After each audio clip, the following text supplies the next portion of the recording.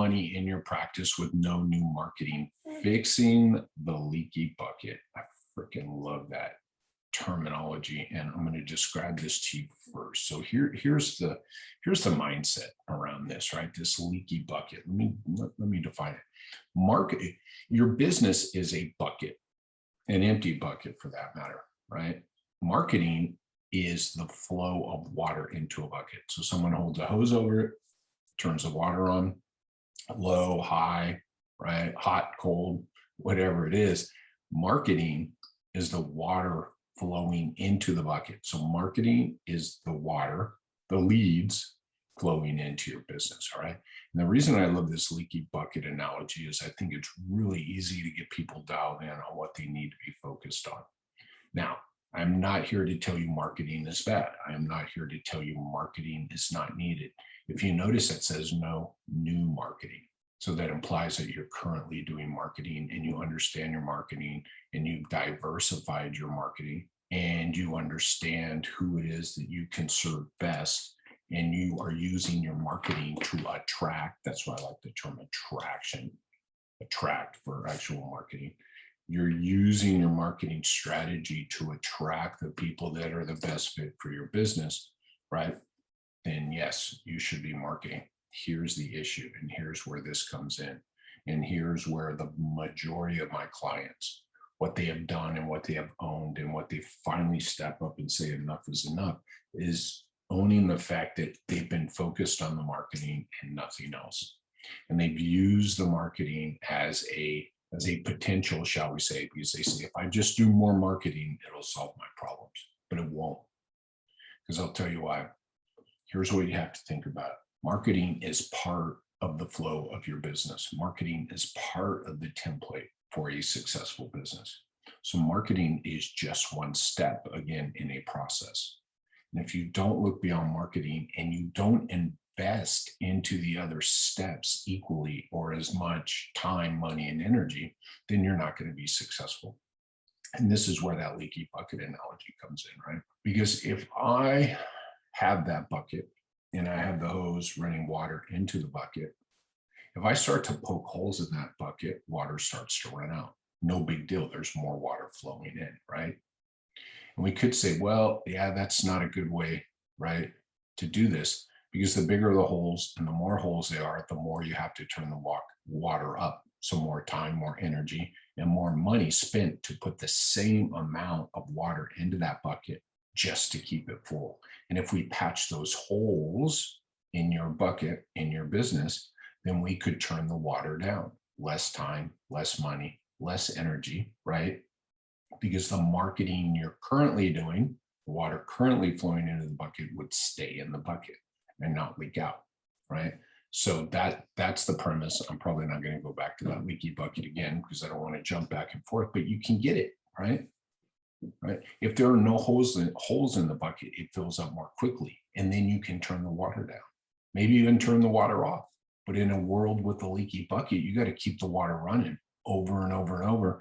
And really the point here is you have to turn the water up. So you have to add more time. You have to add more energy.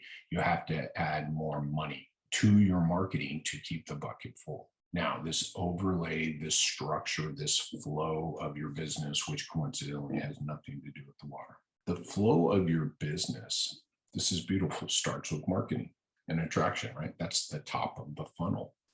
That's how you get leads. That's how you get people to find you. That's how you get people to engage with you.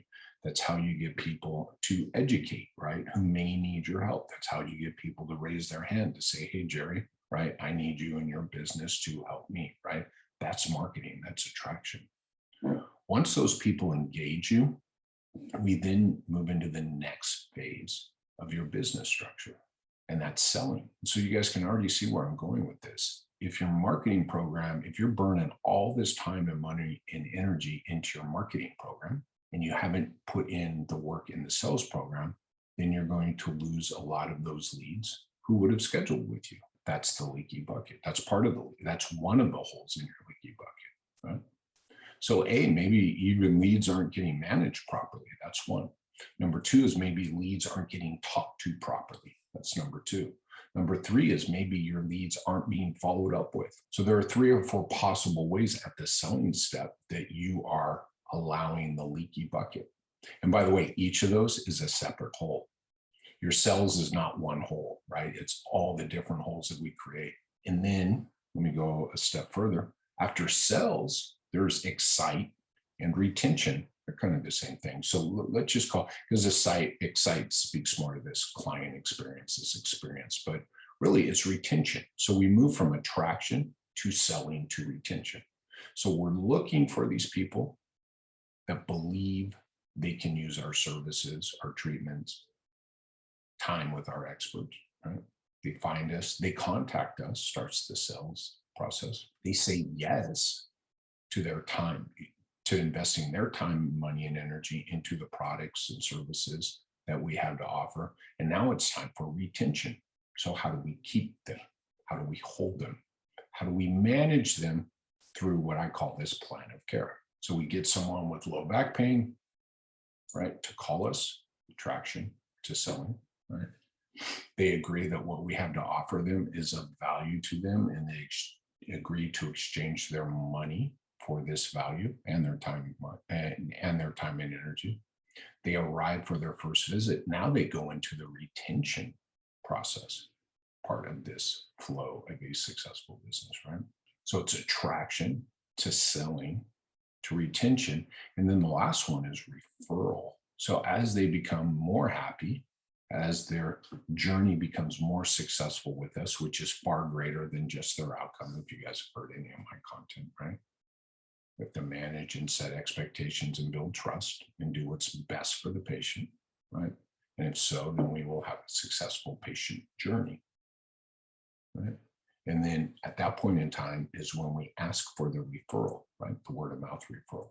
And the referral feeds back into the attraction, or the referrals go straight to the sales process, right? They jump in at the sales time because your happy paying client customer did the marketing work for us, right? So that is the flow of any successful business on the face of the earth. McDonald's, anything, Neiman Marcus, right? Anything, doesn't matter. That is the structure, the blueprint of a successful business. And I call it the flow of the business, because people move through that. It's almost like a stream, right? People move through that every time. Right? Once you have a happy paying customer, they can come back into the system, right? And they go back in up top because they still have to go through the sales process, right? They have to see your product. They have to tell you they need it, right? We're not going to get too deep into this, but it's basically a circle, right? That's why my patient life cycle is a circle. So this flow of a successful business, this template of a successful business overlays your patient's life cycle. So more money in your practice with no new marketing. So if we understand the flow of the business, then the money we spend on our marketing will have a greater ROI. The big thing I left out at the beginning on purpose was that leaky bucket, our business. We've spent money on those people. They've come into our system, or they've raised their hand to do business with them, and we don't do what is necessary to move them forward in their journey, and we therefore lose money. And this is money already in our system. Let me give you an example. Cancels. Cancels are a leaky bucket issue. I worked with a client recently, still actively working with him, trained his front desk. So the sales portion, we understood, right? We worked on his attraction a little bit. It was dialed in well. They weren't managing the selling very well because, right, high cancel rates, high drop-offs. We worked on the selling component. They cut their cancel rate in half, and magically, right, this was with no new marketing, no increase in leads. We cut their cancel rate in half, and magically his bottom line had an extra $13,000 at the end of the month after month after month. So that was money that was already in the business that was being recaptured because less cancels. If less people are canceling, then we have more people on the schedule. And then when more new people call, right, we have to find them new slots. We have to hire more people. So even having a wait list or having, new leads coming in to always fill these slots of people canceling is a leaky bucket issue. So visits, right? Capacity, visits is not a good business metric of success because it doesn't tell you if you have a leaky bucket. So that's some examples of how this is recaptured money. If someone calls your office, I'm going to give you another example, and they don't schedule with you today, doesn't mean they're not going to schedule with you in the future, right? And if you don't have a follow-up system for this, that's a leaky bucket issue, right? And there is a lot of money, as I just used that one example of a clinic in Georgia, and I've got other examples of clinics in other areas. They just happen to have reclaimed the most amount of money. Other clinics found $7,000, $10,000 a month. Remember, this is a month. This is reoccurring revenue. Because if your cancel rate is 5% less this month, the next month, then you got an extra $13,000 on it every month. Then, if you need to increase your staff, if you need to do all this, then all that additional revenue, we could say, is a result of fixing the leaky bucket. So then it goes from 13,000 to freaking could go, right? 20, 30, 40, $50,000 a month, right? This is growth and scalability, my friends. So fix your leaky bucket, and your company, I'll tell you this, will probably grow and scale itself. Fix your leaky bucket before you invest in any more marketing, any more of the attraction, right? And typically, where does this start? In the sales phase. So more money in your practice with no new marketing. I love this because this is money you have spent, and this is money you're throwing away. And I love this because it's an easy find. You don't have to spend more money to fix your leaky bucket. Or sorry, I should say, you don't have to spend more money on more new marketing. You don't have to hire people. You don't have to increase your services. You don't have to add more products. That's the key here. You're just fixing the leaky bucket and leveraging the hell out of those leads that are already coming into the bucket. So you can slow the faucet down, decrease the time, money, and energy on the marketing side. There's so much good stuff in here. Just remember that flow, that template of the business overlays your patient life cycle. Again, thank you for your time and energy listening to this. If you've got any questions, you can always reach out to me. All those places, Facebook, Instagram, my email, all that stuff. On my YouTube page, any of those places you comment, I'll find you. All right. So you guys have a great day, and get out there and implement this stuff. Cheers.